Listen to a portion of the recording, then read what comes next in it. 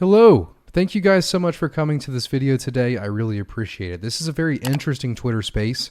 We had a lot of great guests come up, specifically Sebastien from dcSpark. He really educates us a lot. And these Twitter spaces, I'm going to start hosting them every Sunday in the morning in Eastern Standard Time. If you would like to join in, if you'd like to ask questions or, present your project or, add value to them, feel free to join them. All you got to do is follow me on Twitter. It's twitter.com/bigpayyt. So 2 Y's and then a T at the end. I'll have the link down below. And I know this may not be entertaining at first. It doesn't have my face, but this conversation gets very, very good. And there's a lot of nuance to the debates that we talk about. We talk about Cardano, decentralization. We talk about, some things that are great that have happened this year in the community and the growth. And we also talk about some negative things. But overall, I think it really was a very interesting and value add discussion. So if you enjoy it, please comment down below that you did enjoy it. Click the like button and subscribe, because I doubt this video is going to do very well because it is just audio. If you're more of a podcast kind of guy, I upload all videos like this in my podcast, and the podcast link down below on Anchor. We're on Spotify, Apple Podcasts, and everything else, but I really hope you guys enjoy this video today. I'm going to keep uploading these. I mean, the conversation really made me think a lot afterwards, and I love hearing different ideas and people's interests. And Twitter Space really captures it. Kind of reminds me of an AMA, but where people can come up and speak. So if you guys enjoy this kind of content, please do click that like button and tell me, because it's new and unique.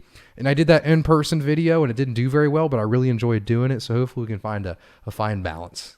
So love you guys. Hope you enjoy. Catalyst protocols or protocol parameters. Anything you guys need, just request, come up. We can get the chat started. You hear me, Pey? Yep, I can hear you great. Okay, sounds good. Let's see if I call as well. So I was curious, we were talking about side chains versus layer 2.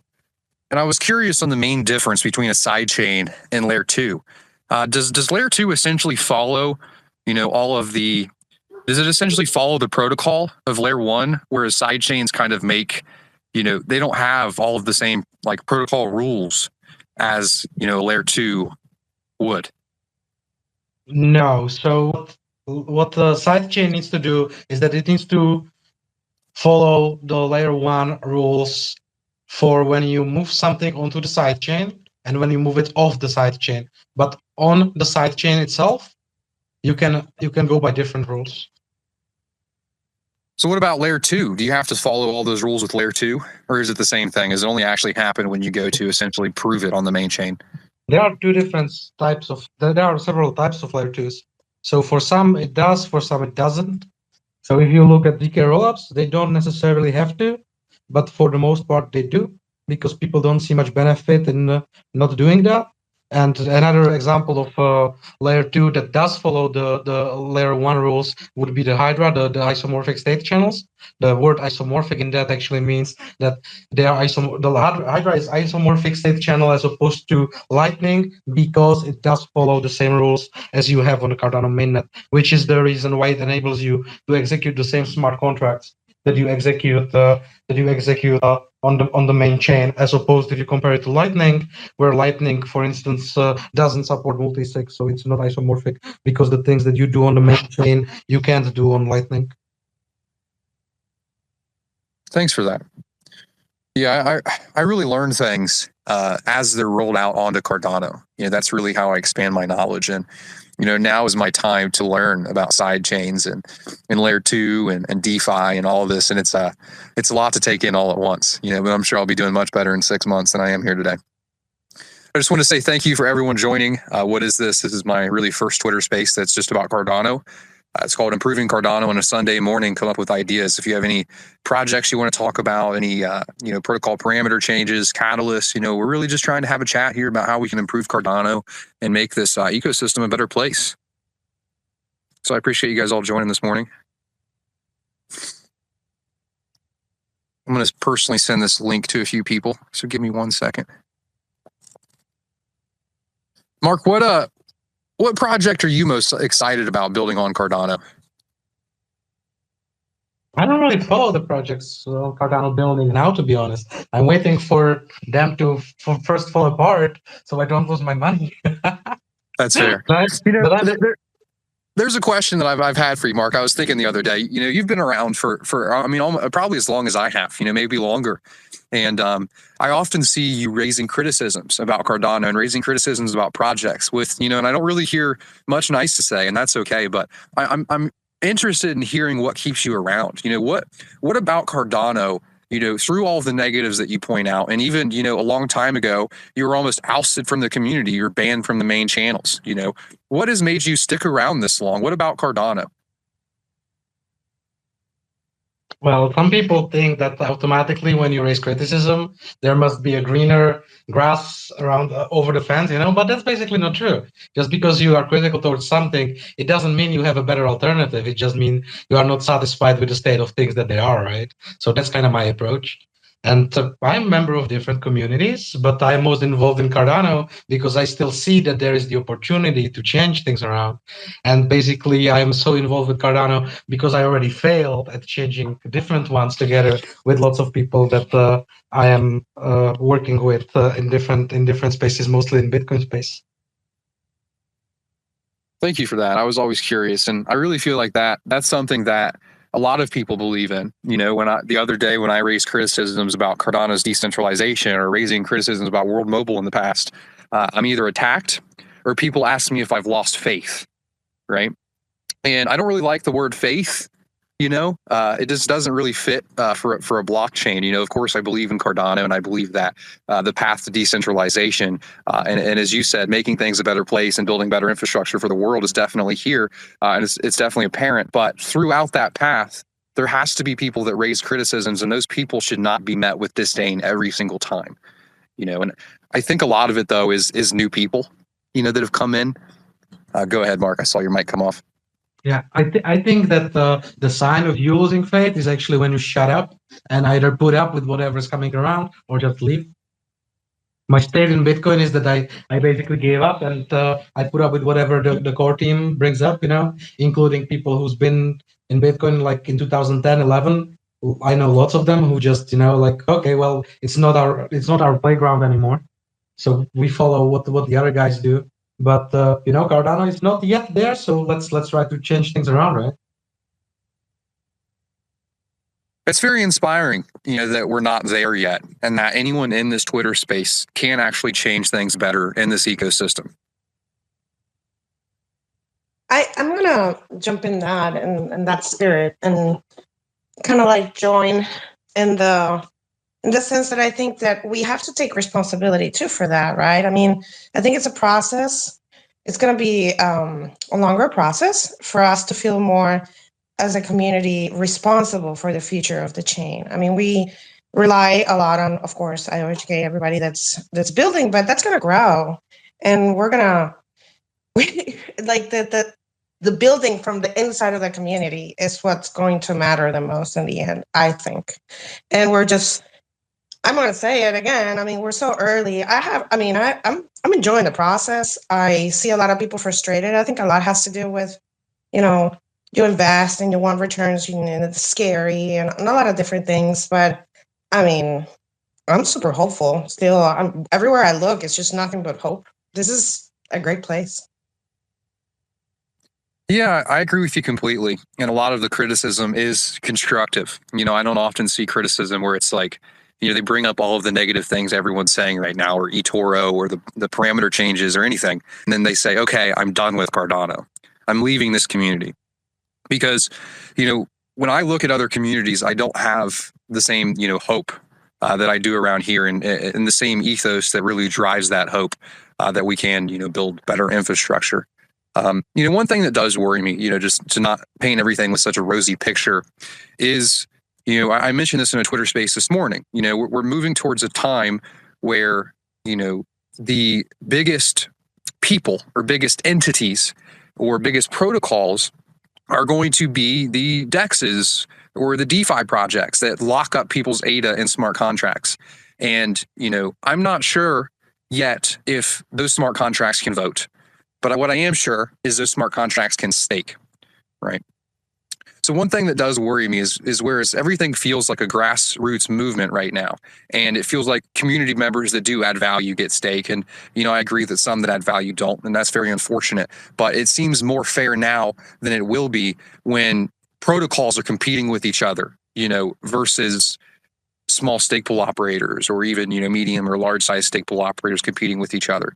Do you still think that, when we have these large entities on Cardano where it's a protocol that's making, millions of ADA per epoch, where they have the stake now and they have the, ADA vote to vote on parameter changes that do benefit their protocol? Or do you still think that'll be that bastion of hope?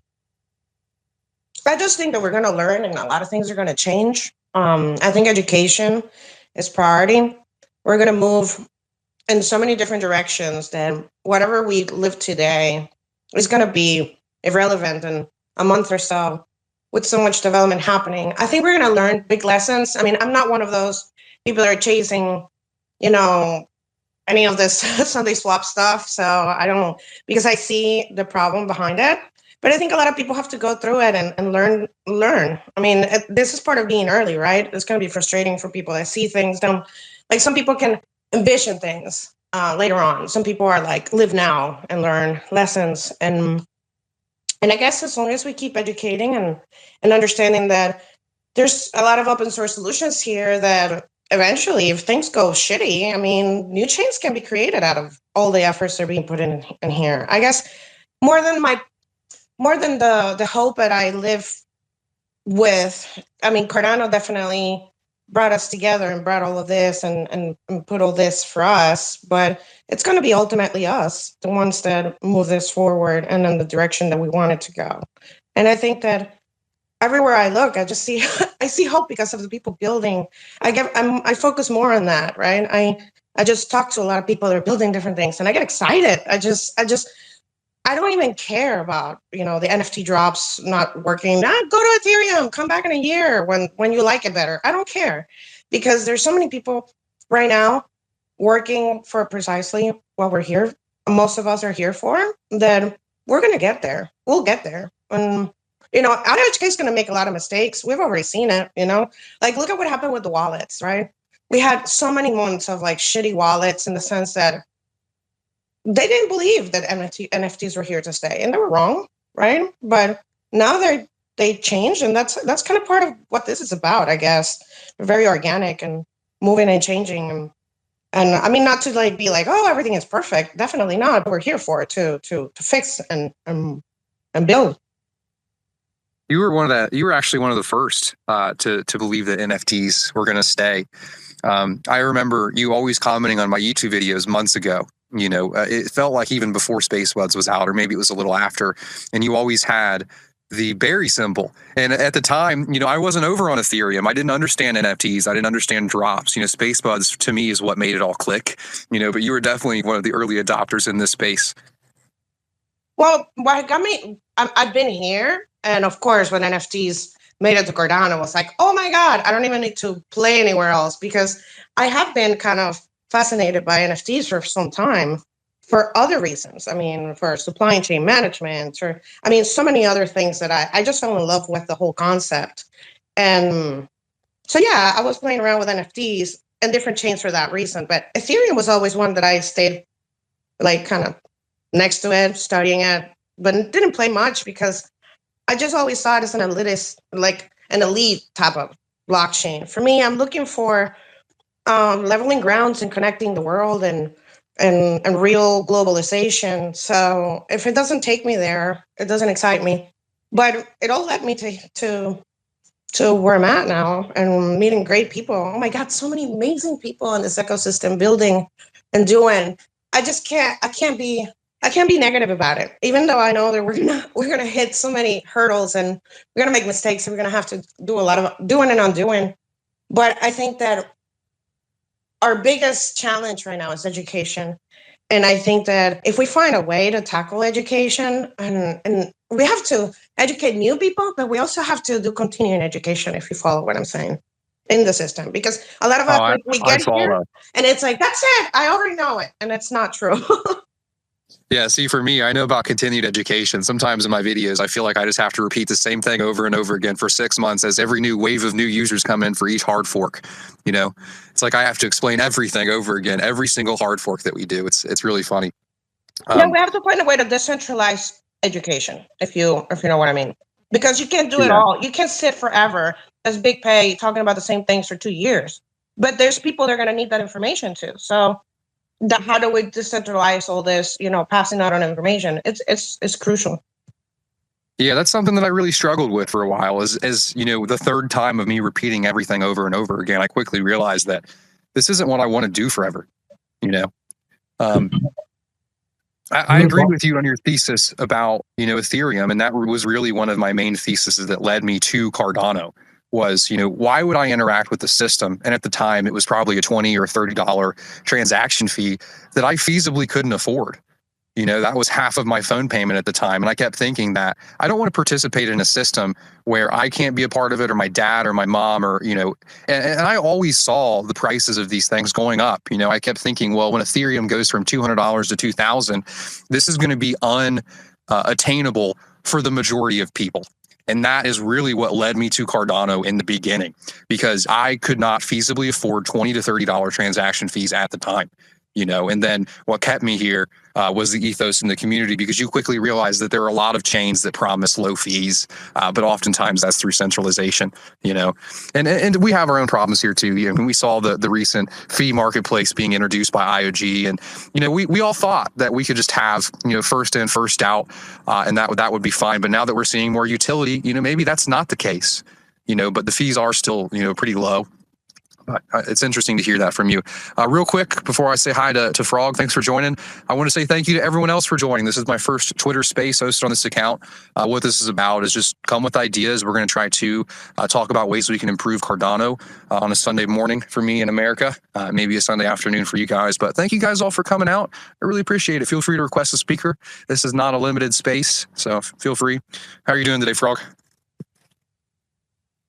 I'm good, Peyton. Thanks for having us and hosting this space. I appreciate you. The way I see it is you're totally right, about smart contract staking. It's going to devastate the landscape of established businesses relevant to Stakepool operators that aren't doing something different or differentiating or at least, preparing for that shift in the ecosystem. But what I also see happening, that business will shift to DApp creators in a lot of regards, or at least a lot of that stake will. But what I also see happening is creating new economic opportunities. And that's what makes me hopeful. The things that I see people building that's going to give people new opportunities. So like NFTs, everybody loves NFTs because it's a new economic opportunity for them in a lot of regards. I mean, some people are buying them just to hold them and collect them, but some people use this as an opportunity to maybe feed their kids. And that's really interesting. And we're going to see a whole lot more of that and a whole lot of varying markets coming forward. This next year is going to be really, really, really fun. So I'm excited for the things that I'm involved in on that regard. I want to be able to help people monetize things they create in different ways. And that's what excites me. And that's why I'm here. So thanks, Pay. Yeah, thanks for sharing that. And I've seen that myself. I've been thinking that a lot lately when I recently moved down to Florida, looking at all my options. I looked at Miami because that's where, opportunity has always been. But then I quickly thought about the cost of living and the sustainability, and I don't want to live in a big city. So what Cardano has at least done for me is allowed me to live in a place that doesn't have many opportunities, and allowed me to build a business here and bring value to this place without all of these technical opportunities. And what's so beautiful about that is when, the fees are low enough and, there's actually the unconnected or connected, it will provide the same opportunity for those people in third world countries as it did for me. I grew up in a small town in Ohio to where, most jobs where you got a job, you're getting paid $8.25 an hour. And, I'd work a lot of hours a week, and I was happy with it, because the cost of living was low there. And if at that time, I could have participated in a blockchain, whether it was through NFTs or, creating a stake pool or making YouTube videos, I could have brought a lot more value to myself and then extended that value to the people around me. And that it's not just Cardano, it's really, the internet, and also, COVID sped everything up to where people are working from home. So you can also get a job from a centralized source if you're talented that pays you. IOG does a lot of that. But Cardano allows people to do that without a centralized source. and it really is an awesome thing. I've seen a lot of people do very well on Cardano, and provide enough value to take care of themselves and then add value back to the chain in return. And it's pretty incredible. Yeah, back to your remark regarding if the smart contracts will also be allowed to vote. Right now, with the way it's implemented, if they are staking, they also will be able to vote. I mean, it really depends on how they're designed.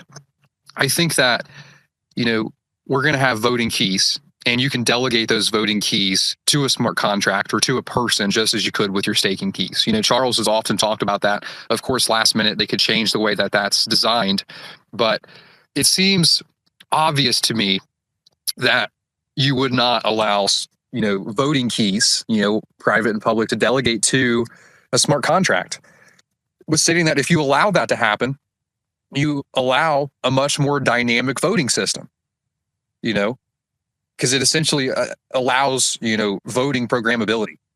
But it just seems that without, looking into it deeply, it seems like a bad idea, and I would love to hear an opposing opinion to that. But Snails, thank you for coming up. How are you doing this morning? I saw you raised your hand. Not too bad. Yeah, I was just wanted to get a little more clarification on what you guys were discussing about the staking through smart contracts, whether it was just like for governance, or if we're talking NFT staking through smart contracts, or what kind of staking. So, yeah, for sure. So first, let's talk about the word staking. On Ethereum, staking usually means giving your tokens to a smart contract. Whereas Cardano, staking at the protocol level means, creating a transaction and signing it with your staking keys. And when you do that, it essentially allows a stake pool to process transactions relative to the amount of ADA that you've staked, right? Whereas on Ethereum, they use the staking word a lot. And really what I think we're going to call it here is farming, but it's where you give your ADA tokens to a smart contract. And that smart contract, is going to earn you some type of yield. But I believe that base yield is going to be 5%. Let's say that it is a smart contract that does absolutely nothing other than hold your ADA. All it will simply do is stake to a stake pool, because you can earn a 5% from essentially nothing. So all of these protocols that are being built, whether it be Liquid or Sunday Swap or Meld, and I honestly think this is Meld's plan, and that's why they started off with the stake pools. It's really slick. But what they're looking for is total ADA locked in a smart contract, because what they can do with that smart contract is delegate the smart contract staking keys to their own stake pools. So the game then becomes not a stake pool operator's game, it becomes a protocol's game, and that's what I meant is when a smart contract delegates to a stake pool, the stake pool is going to be able to charge their normal fee. Plus, they're going to be able to process the transactions relative to the amounts in that smart contract. And the more value locked, the more money they're going to make. And, Cardano offers that base 5%. And I really think that's, where we're heading. And I'm trying to get that out there more, but back to you, Snails. Would that smart contract, like we're talking TVLs, yeah, total value locked. Would that smart contract, when delegated to a pool, show up that same amount of ADA though? That is the other question. Or could we in fact use these as a way to get around saturation points within staking pools by delegating to a smart contract and using the smart contract to delegate to the stake pool, therefore reducing the amount of delegated ADA within that stake pool through the smart contract itself? I think a smart contract would manage that. Maybe I can weigh in. But yeah, you don't want to. For each liquidity pool, there will be a different set of staking keys, or it can be the same if they want to. But I guess given the limit of 65 million for high value assets, they will use different set of keys that can be delegated to a different pool to get around the saturation point, and it will show just like the amount that will be deposited into that contract, but it won't be representing the total value locked. It will be representing only the half of it, because if you lock assets in the liquidity pool, you have assets on both sides, right? You give your World Mobile token of 10 million, and you give your 10 million of ADA into the liquidity pool. So it would be total value locked would be 20 million, but it will show up just as 10 million worth of ADA being locked and staked. It also depends on the limitations of smart contracts. Smart contracts are just programmability. So the fact that you can stake with them essentially means that we're going to have programmability of staking, right? So you should, there could be limitations that limit this, but you mentioned saturation specifically. There could be a simple if and then statement that says, if the pool that I'm delegated to reaches X, then sign a new transaction that switches the delegation keys over to a new stake pool to deal with saturation, And, we've been thinking about this at Bloom for a long time. And, a year ago, we were just thinking about simply optimizing stake based on the min cost per epoch, Go ahead, Snails. Yeah, I was just more talking along the lines of like, because it's tied up in a smart contract, could they not show a different value from outside of the TVL when using that smart contract to stake? So like, let's say we're doing it through a DEX situation. You could delegate 10 million ADA to the smart contract to the pool in that DEX. And then if they were using that, could they not show that as 1 million ADA staked through a smart contract to a pool, and therefore you use it to gain that 5% on the 1 million ADA, and then hand that out to the 10 million worth of ADA in their DEX as rewards? No, they can't obfuscate that way. They'll have to either have the ADA on a different address, it's with a different stake address, to be able to move it around, and that's what we're referring to as manage it. So you would want to optimize your revenue, right? So you wouldn't want to have more than the saturation point staked to any given stake pool. And this isn't just liquidity pools. Like, hey, here's an example with like mycelial, right? Because I'm doing something similar with Jet Chicken, but so we're running a policy that expires after a year. But right at the end of the policy, we're doing something where certain NFTs can be burned, like mycelial did, and it creates a new NFT. But next year, we're just going to replicate the entire policy, but do it in a way where this combinator where you burn cards and create a new card, you can still use cards from the old series to do it, but they'll essentially be immortal in the new series because they can't be burned because the policy's expired. So then I started thinking, well, crap, what if we did a smart contract where people could send their NFTs or their cards or their assets in there that worked with other people's assets? So basically people could farm out their NFTs so people could breed them to create their own NFTs and new subsequent series and things like that. So there's revenue opportunities there. And if you think about just different ways people can send tokens to smart contracts that can be used for something in conjunction, those token volume, it can accumulate drastically. And that's what Pei is referring to in this whole programmatic staking. So the idea is it's going to move away from these single pool operators, the market, into these different dApps, because whoever has the most users is going to have a lot of staking power. And by conjunction of design right now, it looks like a lot of voting power as well. And that makes things really interesting. Yeah, it's definitely a very interesting subject. I just wanted to hop up because I am currently staking an NFT for DeFi currently. So through a smart contract, staking an NFT through a smart contract to a DEX for DeFi on Cardano. So I just wanted to hop in and get in on hearing about this NFT the staking and smart contracts conversation. So, well, we appreciate you, and anyone else that's just joining, thank you so much. This is a simple Twitter space. We're just trying to come up with ideas to improve Cardano on a Sunday morning or afternoon. So if you guys have any ideas, projects, proposals, anything, just come up and let us know. Let's get a chat going. Holy Macaroni was the most recent to come up. How are you doing this morning? Hey, good, Pei. Thanks for inviting me up here. I was just going to make a quick comment and then a question for everybody. But and I don't know if this ties into the conversation about the smart contracts, but I like to look at those, and I think you kind of mentioned it, Pei, and you and Mark can probably more technically explain them than I can because I haven't quite learned smart contracts yet. But however, for everybody, I think easiest way to look at a smart contract, and of course there's a lot more to it, is really like Pei said, if-else statements, right? So if this condition is met, do this thing. Else, if this condition is met, do this thing, right? So I guess, for the non-technical people, I guess you could probably look at it at a high level like that to get a little bit of the concept. And correct me if I'm wrong, but from my understanding, that's what it is. And then before I go back on mute, my question was, and on the space from earlier that you and Frog and Mark were on, I think they were asking and talking about the recent protocol change, increasing the block size, and then also kind of in parallel, the near future state of Hydra. I don't know if you or Mark or somebody could elaborate on that for everybody, because I thought that was useful information. Can you be a little more, or maybe Mark knows? I didn't understand what specific part. Just what they were. Basically, just what's the near future plan for Hydra, which I think is sometime around Q1, and then what that recent protocol change was, right? Increasing, I think it was probably as simple as increasing the block size by 15%, if I'm not wrong. 12%, but yeah, and I This think is that's like next epoch that changes. So Sebastien just requested to come up. We should have him explain the recent parameter changes, if that's okay with you, Sebastien. Yeah. Yeah, sure. So basically, there's two reasons why we want to kind of increase the block size. One is that, Cardano right now is like around 50% capacity, right? And so we want to make sure that we don't reach 100%, right? And so this is, part of it. The second reason is because right now Cardano has a limit on smart contract, well, just on transaction sizes in general. And the larger your smart contract, the faster you reach that limit. And what that means is that the more smart contracts you have on Cardano, the more block space that will take.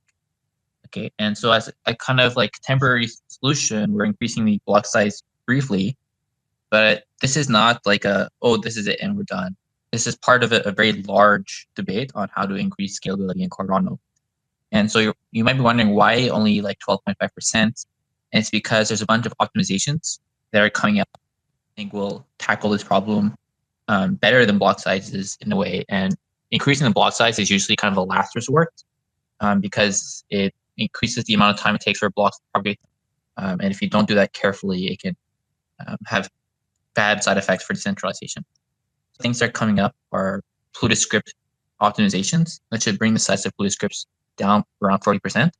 So make sure that when smart contracts become more popular in Cardano, they won't contribute too much to the block size limits.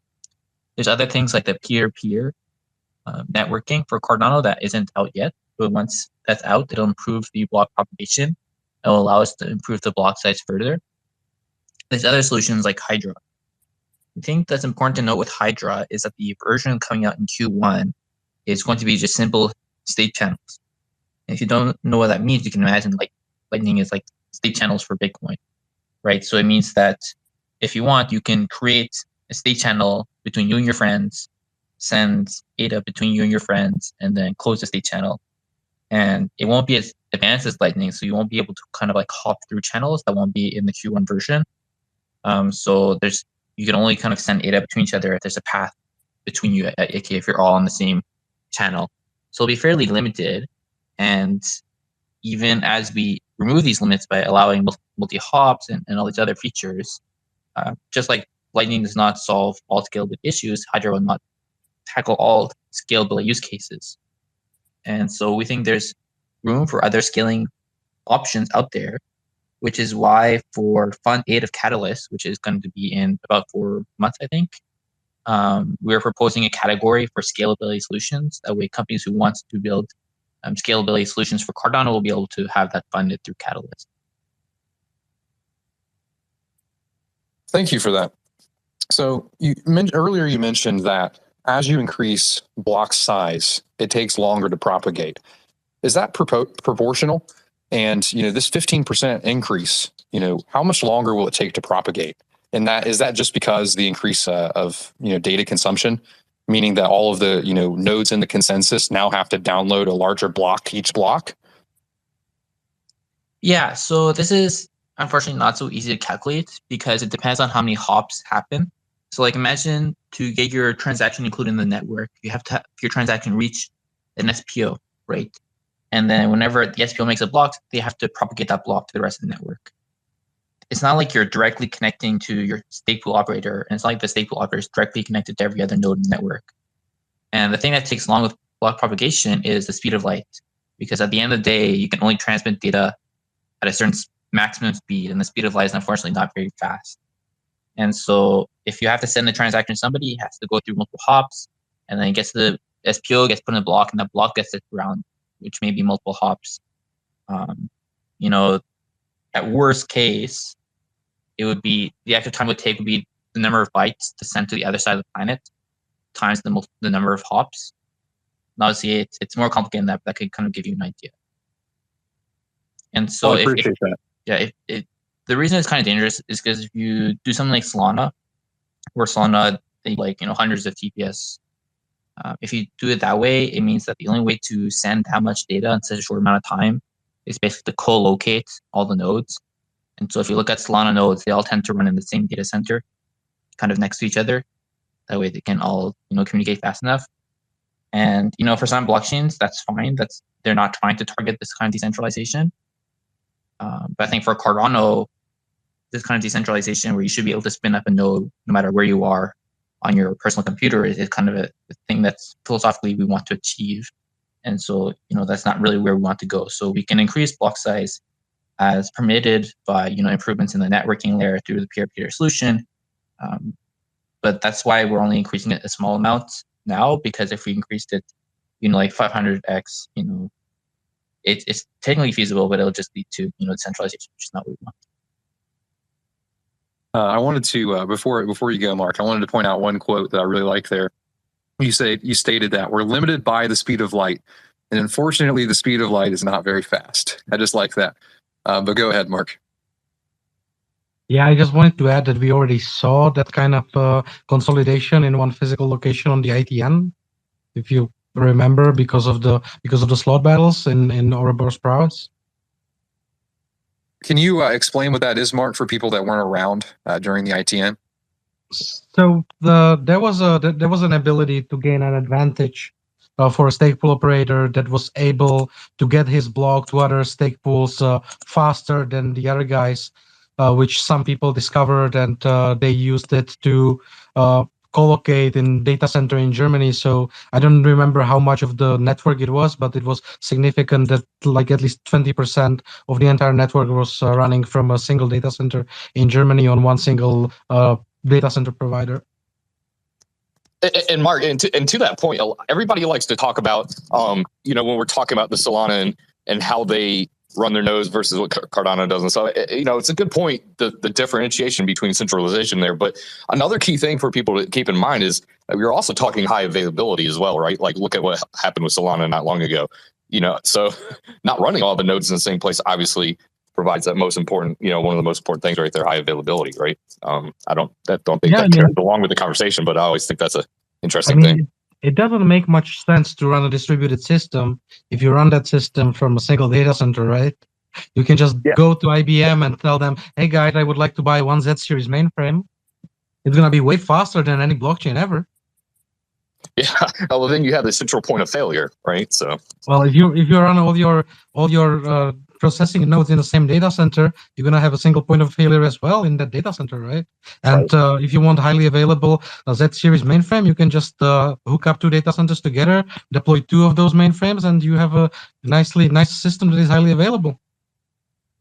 Yeah, this is actually the point that I was trying to bring up the other day. I mean, I was attacked by a lot of people for it, but I was stating that there's more nuance to decentralization than the multi-pool issue, right? The pool number count actually has no effect on centralization. It's the number count, the number of ADA. A 51% attack will happen from 51% of the ADA and not 51% of the pools. Right. So if you guys don't mind entertaining for just a moment, I was listening to the Sparker YouTube the other day that some of you were on, and there's a disgruntled opinion about decentralization. I think, and I'm sorry to get philosophical or long-winded here, but a lot of people like to take, discussions like this always happen when there's a certain scenario that impacts somebody, whether positively or negatively, right? And then they bring up the argument. So recently we've seen all the several key arguments around multi-pool versus single pool, which, the argument around that is I personally think people are looking at it wrong, in that they need to look at what is the root fundamental or principle of what decentralization means. And that, to me, that means having the option to run one pool or multiple pools, right? And then I think, furthermore, I think that brings it down to, it's really around decentralization, it brings it down to the individual to make that choice. Are they going to be willingly enough to succeed and grow pools? So everybody running a multiple pool, they didn't just wake up one morning with that. They went out and put forth the effort to achieve that, right? So I think the decentralization part, or that argument, isn't really the real discussion. The real discussion is understanding what decentralization means. And then you have the Sunday swap and the min swap debate, where some people argue that min swap was decentralized a decentralized approach versus Sunday swap being centralized. When, in my opinion, the argument really is you can actually say MinSwap was just as much of a centralized effort as well, because they chose to limit it to small pools. Sure, it helps out certain people. So you're helping, both scenarios are helping out a select group, right? And I don't have an opinion on how their approach, because I'm not making a DEX, right? But I think it's interesting that people are arguing one way or the other when you can actually look at it as the same. Yeah, Yeah, maybe so to one build. thing on that I real like what you quick, Mark. One thing. Yeah. Hey, can I get a shot in real quick? Let me say this. Yeah. I personally think that it's not Sunday Swap's job to decentralize Cardano, and that, you know, where I agree with where their frustration is coming from, but I personally believe that is a symptom of the broken A0 parameter in Cardano, and also the way running a pool in the first place was sold. You know, if you watch the ITN, or if you were here during the ITN and after that, you kept seeing, oh, run your stake pool from a Raspberry Pi anywhere. And that's how being a stake, anyone can do it. Everyone can do it. We're going to have 1,000 and 10,000 pools. And and then because A0 is broken, there was no limit on the amount of pools that people could run. And it has led to, you know, this. And I really do believe that this is a symptom of a broken A0, and it's causing community members to attack each other when in reality, we should be finding a solution to the problem. But sorry for interrupting everybody. I know everyone has a lot to say on this, and we'll start going down the line. I'll go first because I have just great, something man. short. Yeah, I just wanted to say, if you compare the Sunday swap versus the Min swap or whatever the name is, the difference is that the Min swap made a lot of small SPOs happy.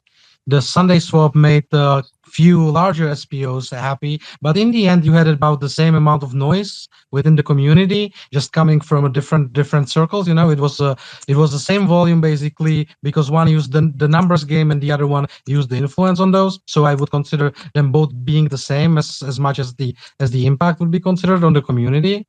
But yeah, that's about it.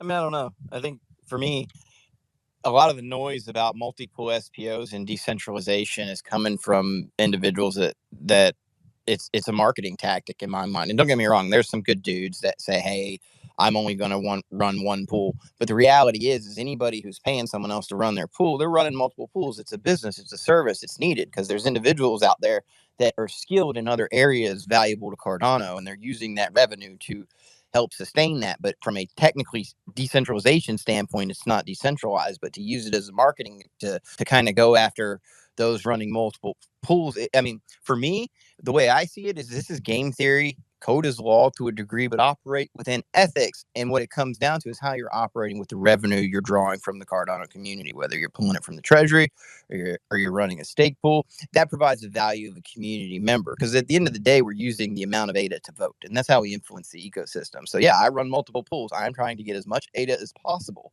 so I can impact the ecosystem in a way that I deem possible as a participant in the ecosystem.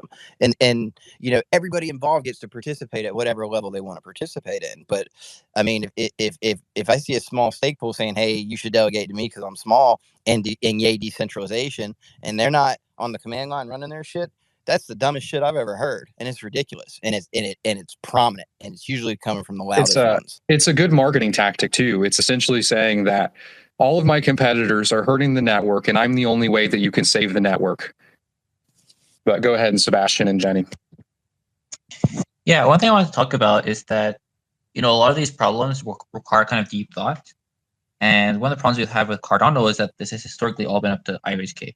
And IOHK has a very large team of people who have published a lot of really interesting research, a lot of really interesting blog posts, kind of dig deep into this. But they only have kind of limited bandwidth to revise stuff once if they have an initial solution. And we suffer from this through this kind of A0 debate, where the community's had the debate, but the IOG team just hasn't had the bandwidth to, you know, tackle this because they're, you know, onto the next problem. We have this also with UTXO selection, where UTXO algorithms were really well researched for the Byron era, but were never updated for Allegra, which adds multi-asset, and again, never updated for Alonzo for smart contracts. So there's a good need to go back and revisit these solutions. And going back to the scalability discussion we had earlier, you know, IOG is focused on Hydra, but we need more research into different scalability approaches. And at the end of the day, all this boils down to is one company can only do so much, and we need to kind of get more people involved. And so I've been trying to make this happen. So on top of the scalability challenge for Fund 8 that I created, I also set up an open-ended research problem category for Fund 8, because we need to get more researchers involved to kind of bring in different expertise from different communities into Cardano. And I also am starting a research DAO with some other people, one of which is Dionysus, who you may know because he's the one who published a lot of the scalability research papers for Cardano, and sort of starting a DAO together with some other members as well. So there's an effort to try and bring in more parties involved to try and tackle these problems and have people actively thinking about these as the network updates. But it's kind of, we can't rely on IG to do this. And, the only kind of path forward we have is to try and get funding research through Catalyst, and then try and push hard for Voltaire to kind of get these protocol parameters updatable by the community. Thank you for that, Sebastien. Jenny? Hey guys. Well, yes, extremely amazing points you guys are having with this topic. I personally believe that you grow out of necessity, and not what we need to embrace is growth, that there's space to grow. I have nothing against multiple pools, because I think that we should have room to grow. And if you're good at something and you're doing something right, you shouldn't be policed into not being allowed to grow, right? But we should encourage the growth out of necessity and not as a predatory way.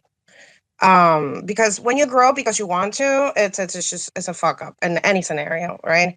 The other thing I wanted to point out is that yes, like Sebastien said, you come up with solutions, you keep moving, but that's what enhancement requests are for, right? I mean, we're supposed to be having some sort of way as a community to complete these solutions as we test them, as we are sitting right now here, and you guys talk about like all the challenges that you've had. I mean, the past year in your journey, or year and a half since you started, as SPOs, you lived a lot of different things, and now can build the perspective that you have today, share it with us. So when the solutions were proposed, none of this was there. So we do have to revise, and instead of just hating on it, kind of try to find a way to like, okay, it is not about multiple pools at all. And that is misinformation. So go back to education. So we have to have some sort of way to propagate education that makes it easy and it's incentivized. Because part of the problem with decentralized systems, well, actually the biggest problem, in my opinion, is the incentive. How do you come up with the right incentive to maintain the system going? Because without it, it won't happen. That's why you have Napster dies, all this shit dies, because there's no real incentive to, voting. We have a challenge right now. We have governance. We're still building Cardano. We're kind of like not even halfway there, if you ask me. But we have the challenge of trying to get people involved in voting, and the incentive is not enough right now for the amount of work you have to put in. And it's understandable.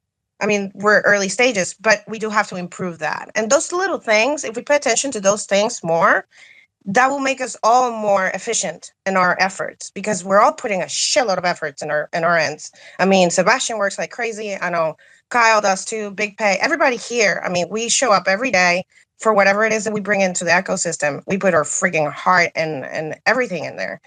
And we want to be more efficient about it.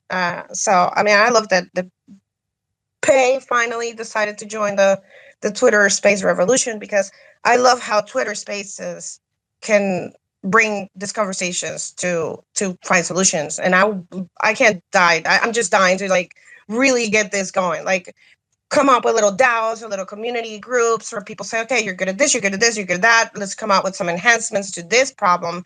And instead of trying to, or even, like the solutions that would, because to bring ideas, it was Alessandra, the one that always says to me, ideas are cheap. You have to have, and my brother says that a lot. He's an entrepreneur, And he says, Jenny, if you don't have a prototype, when you come to me to talk to me about anything, I don't give a shit about what you have to say.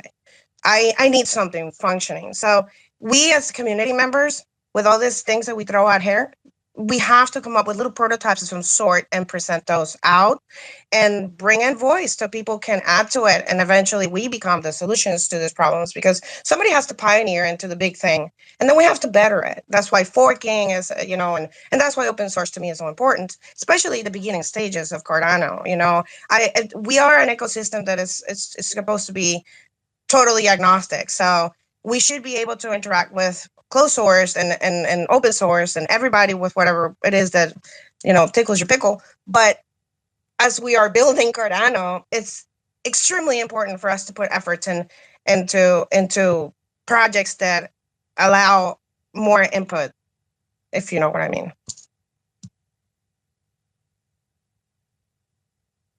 That's I it. do what you mean. I do know what you mean, and I like what Alessandra said. That quote. Ideas are cheap, and what's even cheaper than ideas is negativity.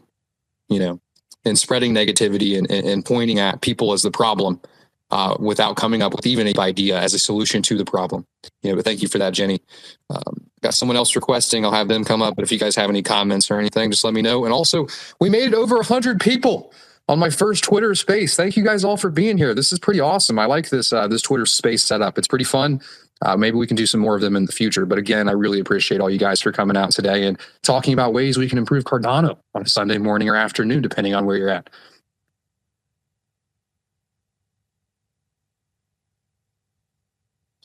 BitDono, how are you doing this morning or afternoon?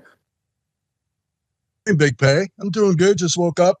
Hey, my biggest beef with multi-pool is the governance. I zoom out, and if you look at our government, the big corporations back the representatives and they push their vote. If we have Binance voting with 50 million ADA to move an idea, this is not going to work.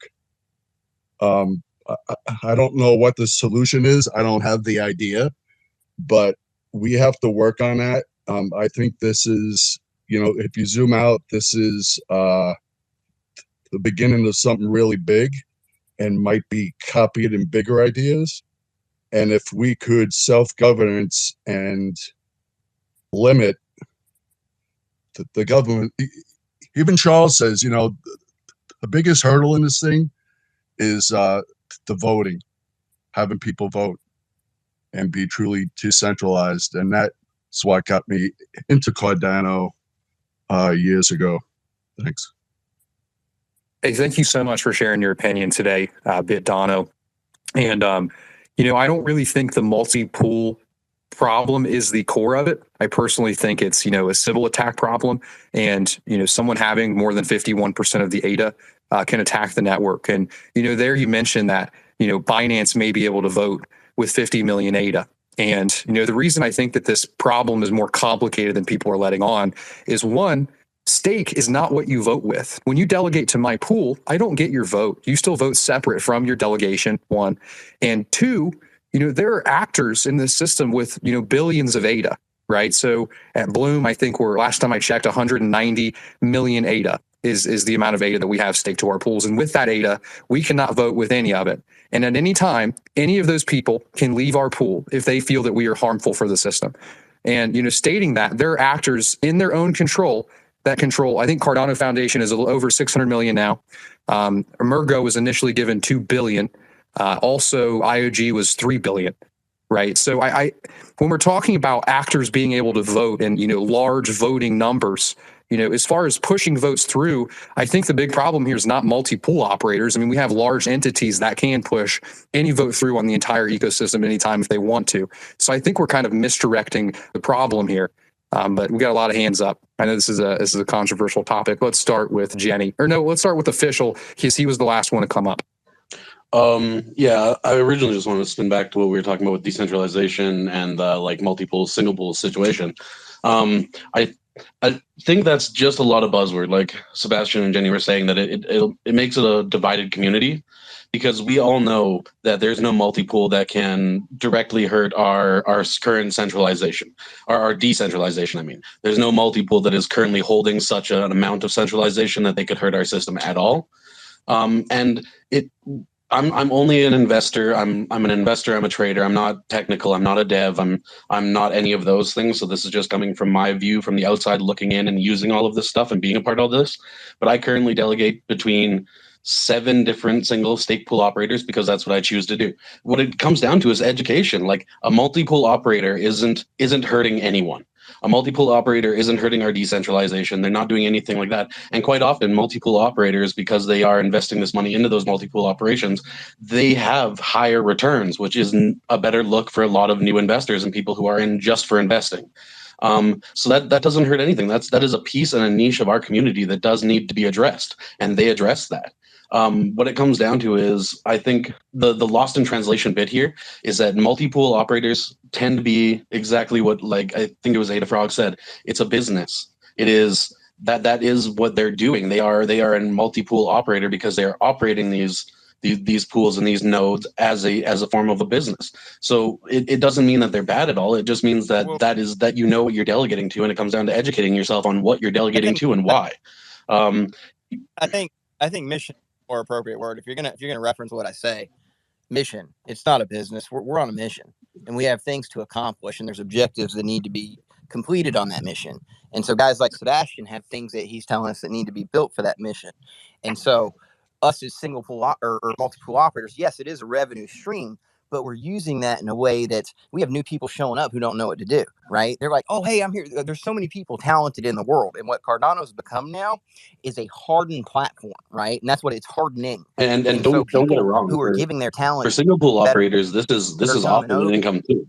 Yeah, no, I totally get it. But what I'm saying is, if you reference like, hey, I'm making a business to put my ADA in my pocket and go away, dude, that's not the way to characterize me. But that's fine if you want to classify it like guys are running to make a business, and by delegating to some other guy that doesn't feed my family, because man. So I wanted to make a quick comment on that real quick. I think that businesses in Cardano should not be, attacked as they are.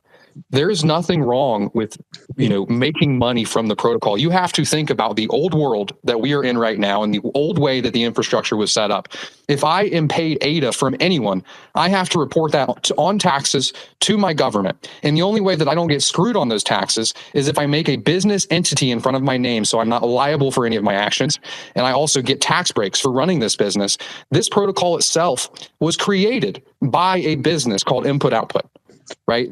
On this blockchain, we have to allow businesses to operate with business incentive, right? Which is profit. And that is why code is law. And the blockchain's incentives have to fall in line with decentralization.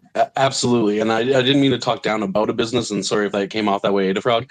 What I mean by business is that you guys have a series of employees. Like, when it comes to single pool operators, and they tend to be smaller groups, multi-pools tend to have more overhead and need that kind of stuff because, again, missions. And every business has a mission. Real world or blockchain or wherever you are, a business should always have a mission, and usually they have those posted on their websites and everything. And every pool should have a mission. And that's what I mean when it comes down to education. Like, a multi-pool is not a bad thing, and it's not a bad thing to delegate to either. And single pools don't help create decentralization beyond these multi-pools. They're buzzwords that are used within the community to upset people within the community. And when it really comes down to education, I could delegate to like Meld, but I don't, because I read into what they are. I've looked at, and I don't agree with that. And that's what it comes down to. It doesn't matter if they're multi-pool or single pool. Find one that their mission, like you said, lines up with yours. And like the decentralization and multi-pool versus single pool argument is such just a buzz in the community to help move delegations around. It feels like it. I don't know. It's something we don't even really need to talk about. When it came to like the Sunday swap, min swap, ICOs, the issue wasn't with the pools that were chosen. The issues within the community, or what should have been an issue within the community, is just how they chose to do it. And that's also decentralization. The fact that there's 100 different ways they could have done it, and they came up with the one that they figured worked best for them. And allowing these people to all do their own way. If you don't like it, don't participate. That is the way that we can vote on all of these things now too. Like, that is how we still use our ADA to vote on projects and everything, by putting our ADA into that. If you didn't like the Sunday Swap ICO, then don't commit to any of those pools that you don't like within it, or any of the pools within it. Move your delegations to somewhere else.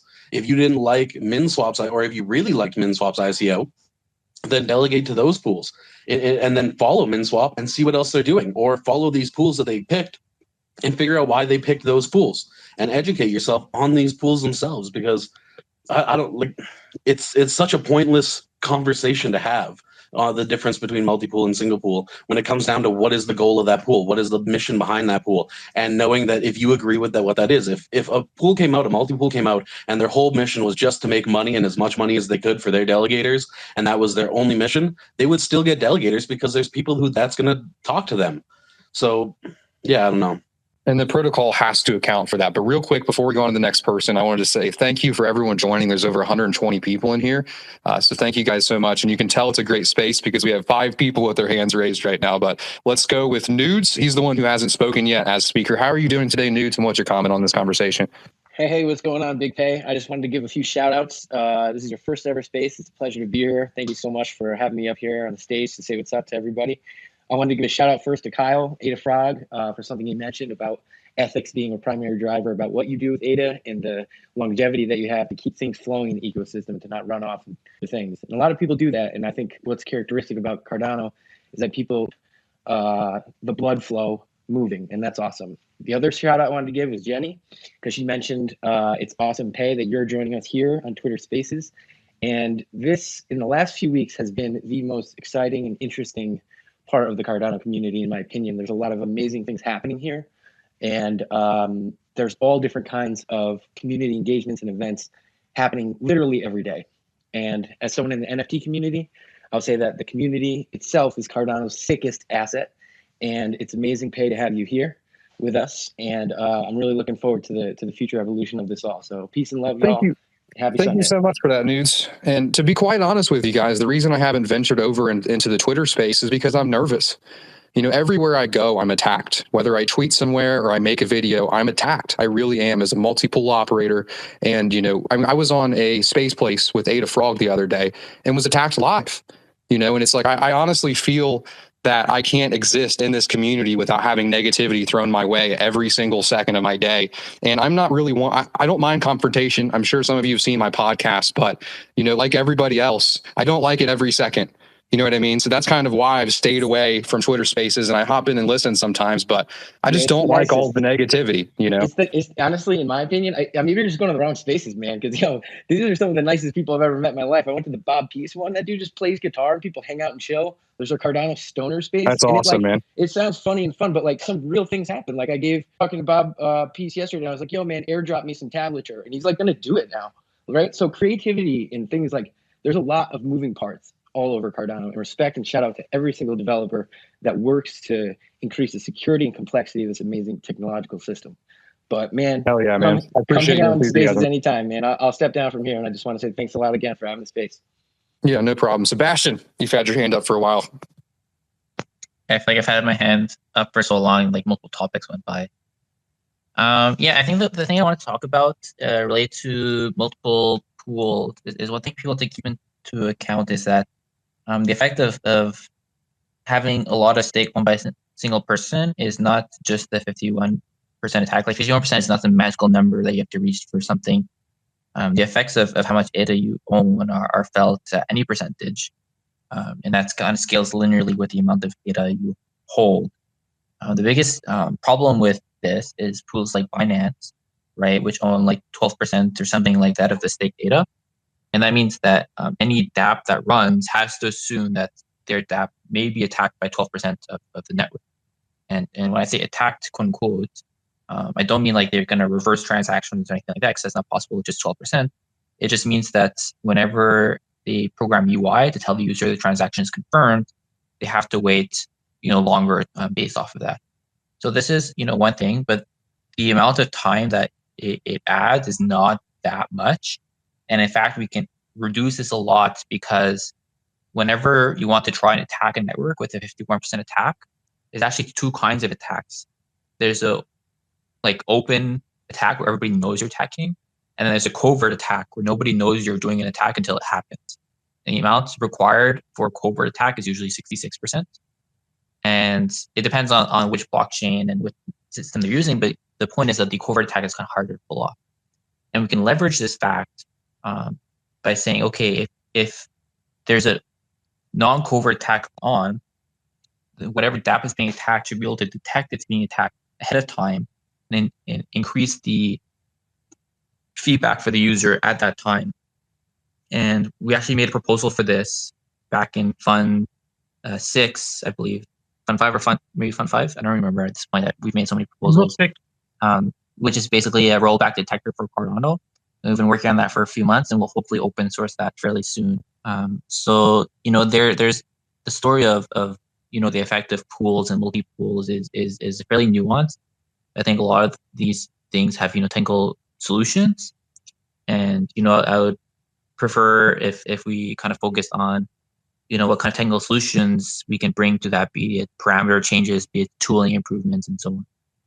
Like if people are running multiple pools, out of personal opinion, I don't mind that much as long as they're reinvesting in the Cardano network. There's people who run multi-pools like 1% who contribute nothing back. There's people like Binance who run multi-pools that contribute nothing back. And we're losing millions bleeding out of the ecosystem to these random people who just don't care. And, there's a lot we can do with that money. And if that money is being spent by somebody who's running a few pools, it's not, personally, I don't mind that much as long as they're reinvesting into the ecosystem. Yeah, that's kind of what I was trying to get at there.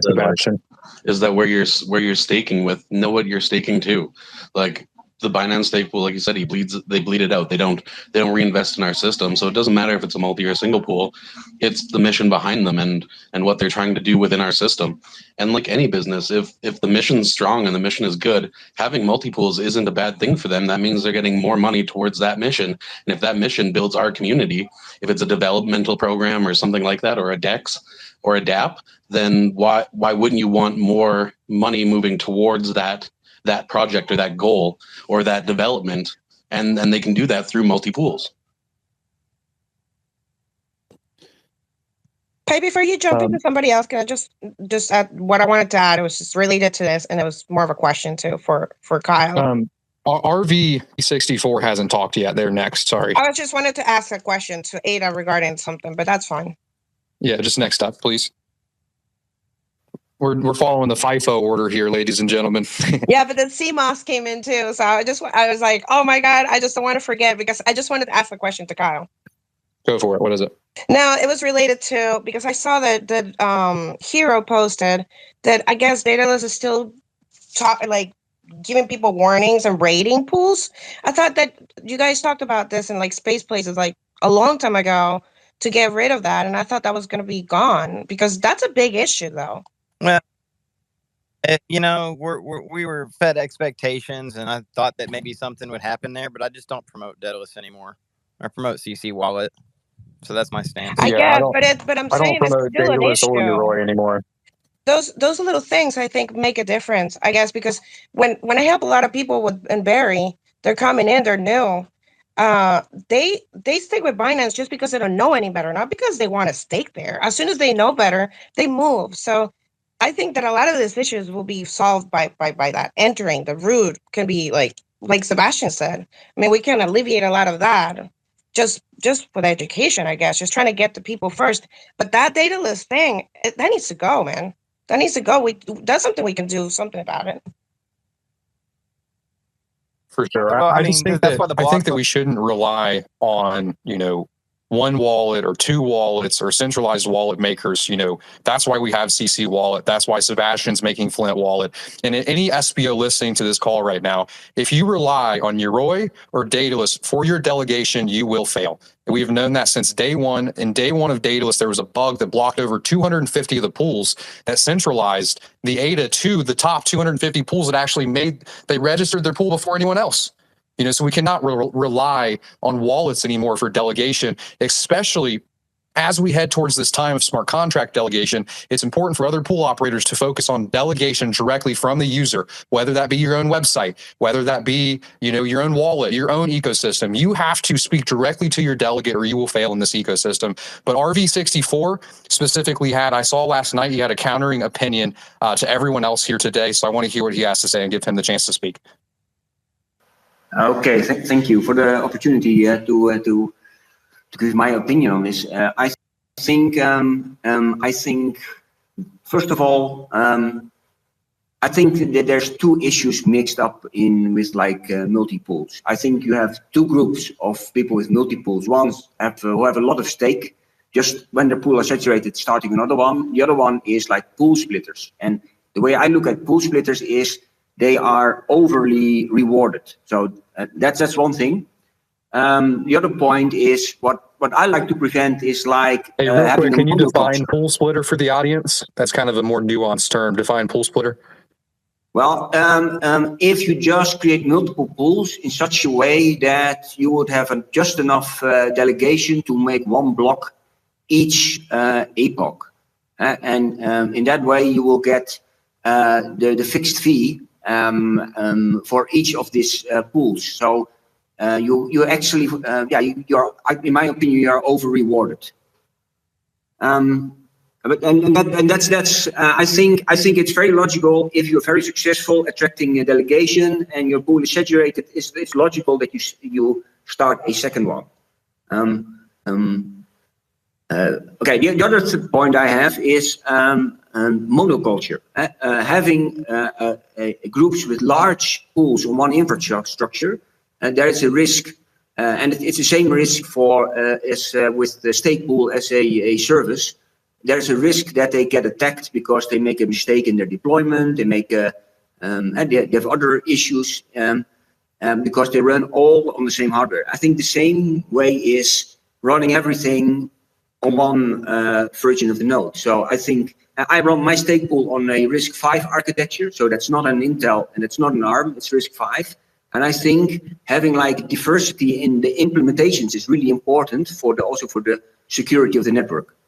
But that's my two Lovelaces on decentralization and multi-poolers. I appreciate that. So I got a question back at you.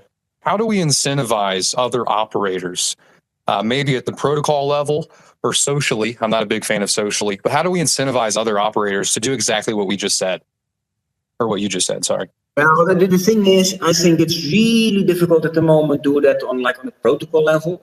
And I don't see that changing quickly. What I try to do is I try to use my marketing also as like education and mix that.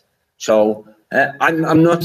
My main goal of my pool is to show that there's also other architectures that you can run on. And I think for the same thing, I think I'm also dying to see another node implementation.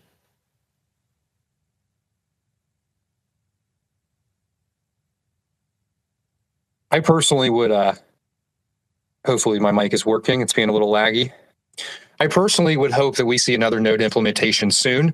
We can get this information out there. There's 130 people in here. There is going to be a proposal for a Rust implementation of Cardano node. This is very important for Cardano. Mark, would you like to speak a little bit more on that? Yeah, sure. Sebastien made a video maybe a year ago on the topic of implementing another node implementation as a follow-up to Charles's video that spoke about it.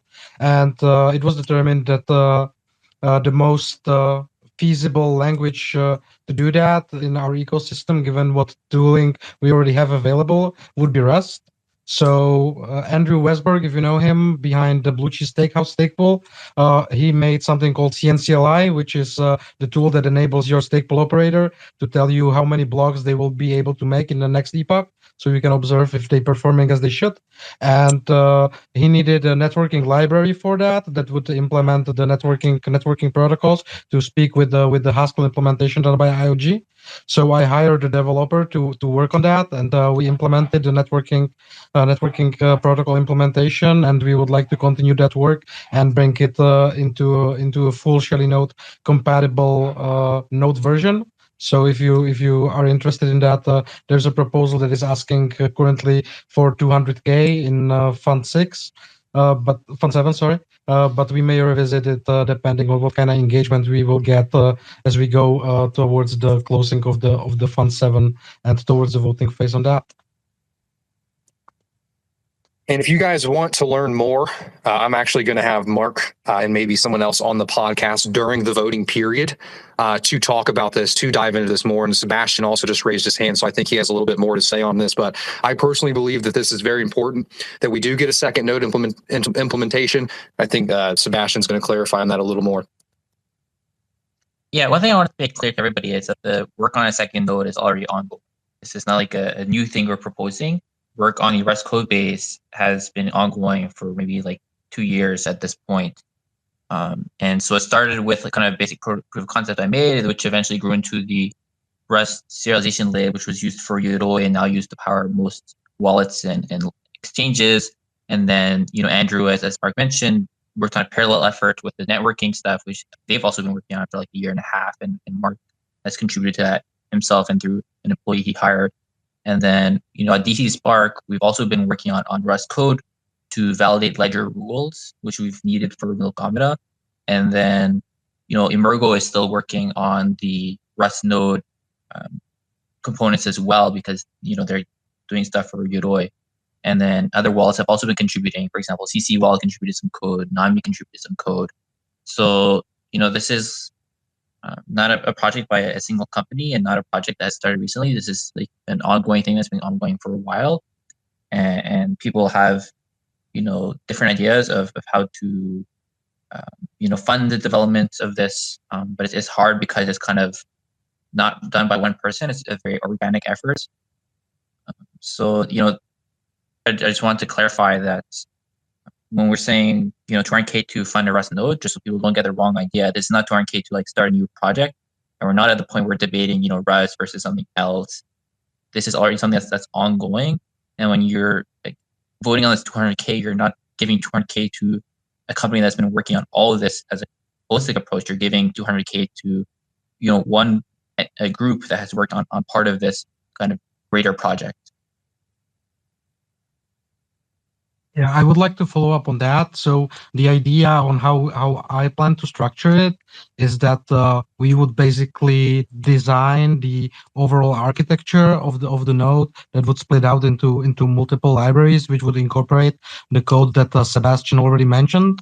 And apart from the developer that I already have on the team, I would seek the talent within the community. And I spoke with a couple of the IOG former employees and some of the people who used to work on the Rust code base by IOG that was powering the German Gather testnet.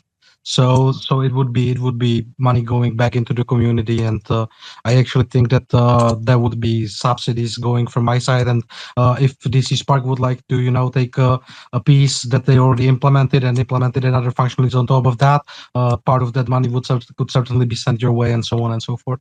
I'm basically looking to get to get it started and have somebody to have clear ownership and accountability towards the initiative, as opposed to now when it's very, very organic without any oversight and any plan whatsoever. So no offense to anyone in here. I personally, when I hear something that's important, I need a place to take action now. How do people take action if they want to support this? Well, so the tricky thing is that there's 2 proposals right now, both on the Rust side, and there's only 200K available. So you can either vote on the dcSpark proposal for specific components of the Rust node, which is improving input selection for, in the future, a tool that will be usable by dApps and exchanges to manage UTXOs more automatically. Or you can kind of give a holistic 200K to Mark for him to split up based off whatever he thinks is the best priority. Thank you for that. So CMOS, you've had your hand up there for a while. I appreciate you staying this whole time, and I also appreciate you requesting to speak. What's on your mind today? Hey, I was just thinking I would love a Cardano node CLI library for Python. I originally wanted to mention an idea I was kicking around. I wouldn't know how to do, but other operators seem to enjoy it. Like a script or set of scripts that would perform like a performance audit for nodes, including security, to not only make sure that they have what it takes to even produce a block, but to protect from hackers. Hackers like to use vulnerability scanners to just automatically search for, heuristics of a system that is probably exploitable. And if they don't already, they're probably specifically looking for weak pool operators or weak nodes. And I'm wondering if if it would be nice if there's an optional script people could use that doesn't guarantee safety, but at least looks at their system like a hacker would and reveals vulnerabilities before other people do. Oh, and for those people that do choose to install it, perhaps that script also like sends usage statistics to a central site, so perhaps people can see that one pool has like a giant known vulnerability or another one has a 99.9% uptime. I don't know. You guys let me know what you think. So if you want to implement Cardano CLI in Python, you communicate with a node over a Unix pipe. So our networking library in Rust does have that pipe implemented. It was done by Andrew. And you can write something what is called Python bindings for that. And then you can utilize that networking protocol to communicate with a node from Python. So that would get you a little further that path. And as far as the security goes, there is a project called OpenSCAP, which is used in audit and other areas of information security, and it would be just about developing the tools around that. I think that there was actually a challenge to improve SPO security in Fund 6. So I don't know what proposals got or didn't get voted in, but maybe you should check that and figure out what is being done in that area. It also covered, I believe, disaster recovery and so on. Very cool. So again, I want to say thank you for everyone joining this Twitter space today. It is my first one, so we're going to go ahead and do 20 more minutes. We're going to close out of here at the change of the hour, but there's 140 people in here. We've been slowly increasing the whole time, so we might as well keep going 20 more minutes. It's been a great talk. Also, this has been such a good talk that I'm going to upload this on my second channel, Big Pay Clips. If you're interested in hearing this full conversation, just come to Big Pay Clips. I'll probably post this Monday, Tuesday. I really did enjoy this today so far. It's been a great conversation. I've learned a lot. But if anyone that just joined in, what is this? We're improving Cardano on a Sunday.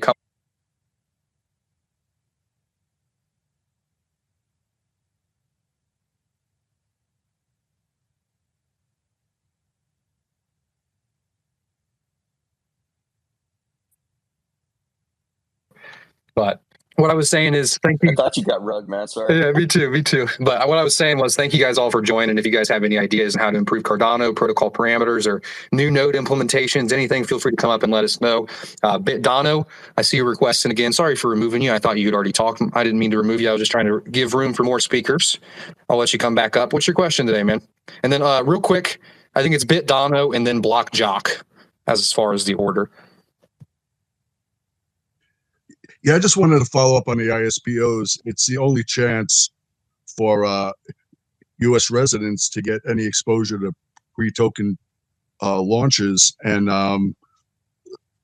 like I missed out on World Mobile because I'm a U.S. resident. So when I see ISPOs, I always jump on them because it's my only chance to get a pre-token launch.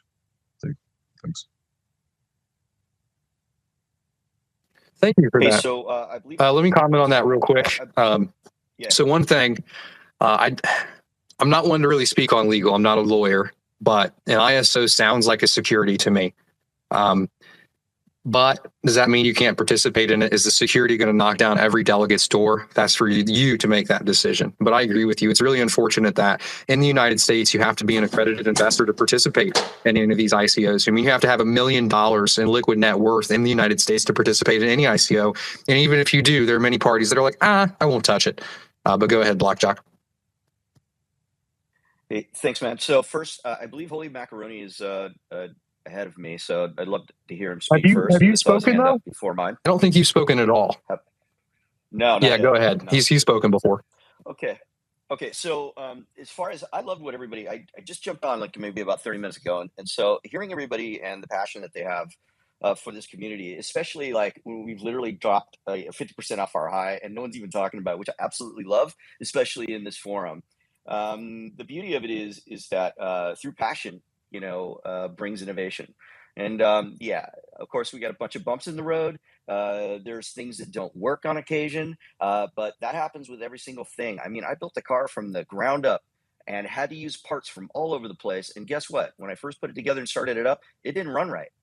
It was not good, and it had to dial it in. And it took experience. It took asking other people. It took a bunch of interaction from professionals. And then from there, I got to the point where, the car was the star of the show at a freaking car show. And so the beauty of it is that I had a bunch of people along the way that would help me. And when we try to knock something down, it means that either we are uncertain about it or we're fearful of it, not that we respect it, so it's important to come from a place that we see what it is, we know what the aspects of it are that don't work, and we want to help fix it and correct it instead of say something like, Daedalus is a dead project or something, because ultimately IOH is the reason we're here today with Charles as the front man making this all happen. And the fact that we're running on a network and a protocol that is devised solely off of Haskell, so which nobody else was doing and currently nobody is doing. So you have to keep all that in perspective as people coming on like Sebastien and others that have the passion and innovation necessary, because I'm not a developer, in order to create all this stuff. And then the support is what I feel like that's my role, is support all these smaller projects and making sure that they're heard and have the ability over time to be able to bring their project to the Cardano network and make it a better place all the way around. So it's important that we keep in mind that those things that we have now are truly the only things we have available to us, one, but it spurs innovation because of some of the things that aren't working properly. And IOHK is the reason that we have that ability to be able to do that. So I love that part of it. I love everything everybody's doing. Thanks, Pay, for this freaking platform, man. And that's all I've got. No problem. Thank you for all your comments. And I, what you said at the beginning really resonated with me. There are 130 people in here and everyone's come on. We've had probably 10 or 15 and not one person has sounded down or, anything about the price. We've been specifically talking about how we improve this protocol. And that was really the point of this. And it shows where all of our minds are at. And if there is anyone listening to this and you're focused on the price, you may be overinvested. The only thing that I could really, say to get rid of that is build. When you start building and you start doing research and you realize, the fundamentals that is Cardano, and you start adding value and you start interacting with other people in this community and you realize the knowledge capital that is among us, you may not be so worried and you may start thinking on a 5-year timeline instead of right now. And how do I make money now? Or how do I make my money back? Build, add value, and value will come back to you in time. I think Tudor is next. Hi, Big Pay. Hello, everyone. I don't know if my question, I think my question doesn't have an answer for today, but it's this. I'm not at all a technical person, but I'm like full 16 hours invested into Cardano activity. And I'm here for the same reason as everybody is, for evolution, for what Charles said, and for the community. But how can I help? How can I help to add to what you guys are doing on the technical part? If I'm not a technical person, is there something about education that we could do? Is there some other areas that we could work on and help improve the Cardano technical part? So in my opinion, yes. One thing that a lot of developers and a lot of ideas and a lot of proposals are having on Catalyst is people to support them. people to advertise for them. One thing that developers do not have is marketing. Some do. Sebastien and dcSpark, they kill it in terms of marketing, but a lot of people building don't have a way to get themselves out there, or maybe they need a little, information on how to get themselves out there. And, what I've noticed is that a lot of people in Cardano, when they're first coming into it, they think, I needed to be a developer. I need to learn a language to be a part of this. And my answer to that is no, you do not. There are multiple positions and multiple teams that will not touch a line of code, whether that be, marketing, whether that be, a comms guy, which I guess kind of is marketing, or a lawyer or an accountant. There are a lot of positions in this community that you can, now start helping. But the first thing I would do is educate yourself, on what's going on. And as far as what resources there are to do that, that's where it gets a little bit more complicated, right? But one thing to do is a community advisor for Project Catalyst. You can advise posts, and then that starts giving you the ethos of what people are building. And maybe you actually start, interacting with these people. Maybe an idea or proposal really strikes your eye, and everyone in this community is reachable. Message them on Twitter, message them on Discord or Telegram, and they'll reply to you. And if you message them and say, how can I help? I'm sure that they'll have something for you, or someone will, But thank you for that. It was a great question. There's a bit, one little thing. How do I get that this company that I would promote, do the marketing and community for it, how do I understand is the right one? Could we, I don't know, have an understanding or like a community validation thing, so we know who is good? You can start with even your if we're at the pool. beginning? You can start with your pool. My pool. Yeah, like the pool that you support. Just promote your pool and just make a change in your pool. I don't know. Just a suggestion. All right. Yeah, and that really requires a lot more nuance. Not everything that we pick is going to be a winner. It's really going to require research and understanding of what's happening, where we are, and where we're going before you can pick a winner. And maybe you have to pick a few losers before you find something that you support. That actually will create value for this community. I want to hear what Sebastian's comment on this is real quick, and then we'll go to Holy Macaroni and then Ken Adams. Yeah, I wanted to just kind of put this into perspective a bit. So originally, the only kind of way for you to be involved in a paid position, quote unquote, as a community member who's not really technical was the Cardano Foundation Ambassador Program. The payment was never good. It was never really structured because of the way the Cardano Foundation was working at the time. And then Staples came in, and now Staples, a lot of Staples have kind of community managers and kind of marketing plays going on. And now that we have dApps going on, there's multiple companies that have dApps that also kind of want to, bring people on board to be kind of ambassadors for their ecosystems that they're building. And so the amount of opportunities for you to be an ambassador for a specific project, a specific company, a specific pool, or anything that you like is growing. And I'm sure a lot of people are looking into this right now. At dcSpark, we have a community manager team, and we're just going to be growing that team. And we're not the only ones that are, constantly hiring for these positions.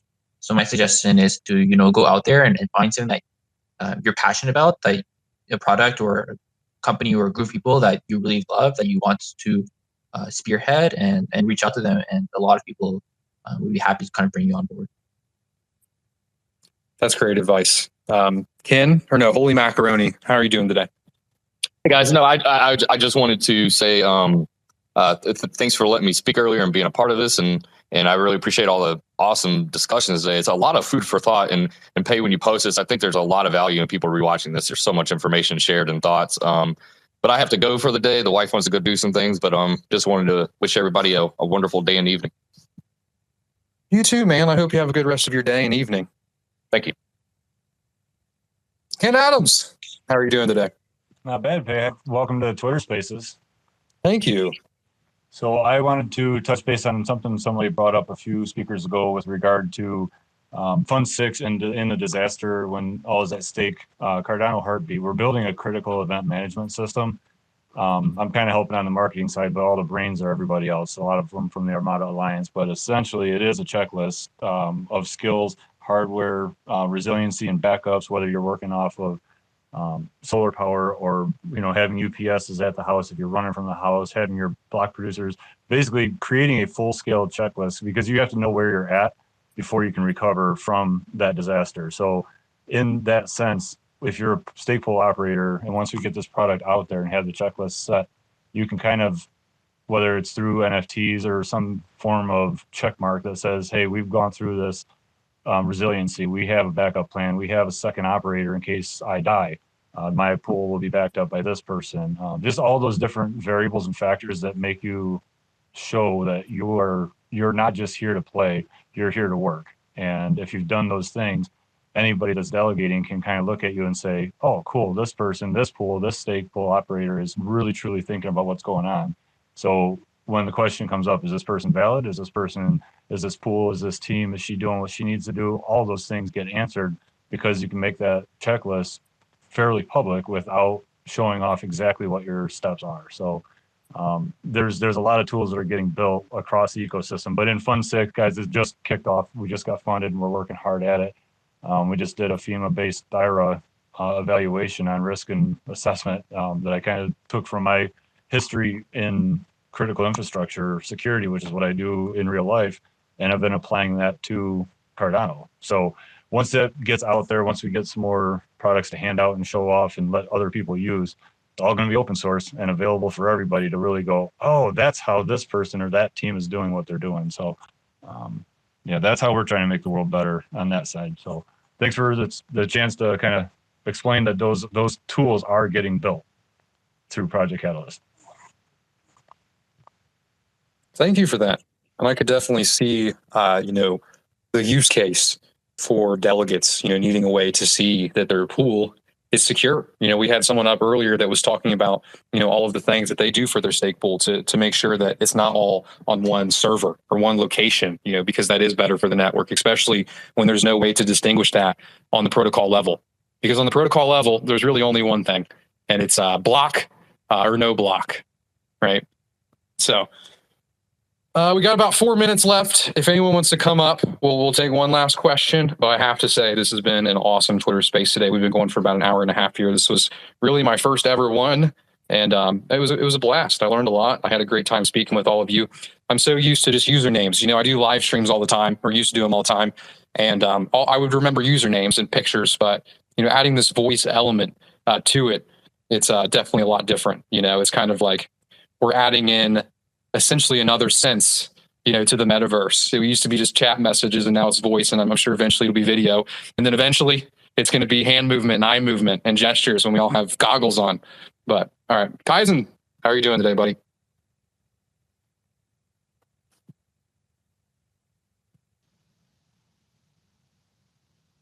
I added him as speaker. It's probably going to take a second. There we go. Hey, everybody, can you hear me? Yeah. How you doing, buddy? Nice. Big Pay. What's up, brother? Hey, man, I just had to jump on and say congrats for your first space. It's such a great conversation that we're having, and I'm looking forward to all these. But I just wanted to say a quick thank you, man. Really just appreciate all the insight. Yeah, no problem. I appreciate you coming up today. What conversation in particular provided the most value for you?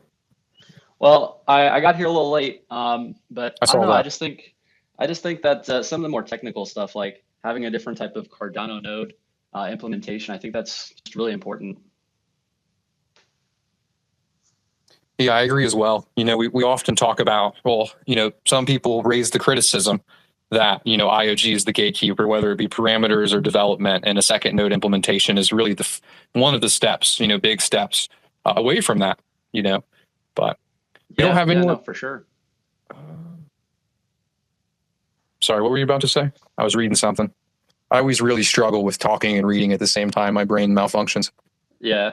No, nothing, man. I just wanted to just come up, say a quick hello. I know you guys are wrapping up, but I just wanted to say thank you again. I hope you guys all enjoy the rest of your day, your evening, and shout out to Big Pay, man. First Twitter space. That's pretty cool. Yeah, well, we are closing up, so we might as well shill. If you guys want to follow this Twitter account for more Twitter updates, feel free. Also check out my YouTube channel. It's really easy to go to. It's youtube.com/BIGPEY. I'm going to upload this on my second channel, Big Pay Clips. I thought it was a pretty good conversation. I do a lot of podcasts over there. I've had Charles on. I've had Ben Gortzel. I've had Sebastien. I've had Kaizen on. I've had Mark on. I've had a lot of great community members on. And we've been working on making some new hires at Bloom so I can give some more time and love to the YouTube channel. So that's where everything really started, But again, this was a great chat today. Really do hope you guys all have a great rest of your week and a great rest of your day today. Maybe we'll do these more often. The Sunday morning was pretty cool. I'm more of a morning guy myself, but I don't know. Maybe if you really enjoyed this, tag me, tell me what time you'd like or something. But we can keep doing more of these in the future. But again, have a great day, everybody. Thank you so much. This was awesome. I know you're going to do great here. Please come back. I think this is a great place for you because, like you said, people get more negative on YouTube, and this takes a conversation further, and it makes it much more enjoyable, and people understand one another more. So I think you'll enjoy it. I think you're right. And it's like, it's so much easier over text, to say something negative or to bash someone's character. But when you come up here to speak and, you're willing to hear out other people's ideas, your first response isn't, hey, screw this guy, But it's a great way to close. Again, hope you guys have a great rest of your day. Thank you so much for coming by, and I appreciate your nice comment, Jenny. I will be back. But later, everybody. Thanks, Bye, man. everybody.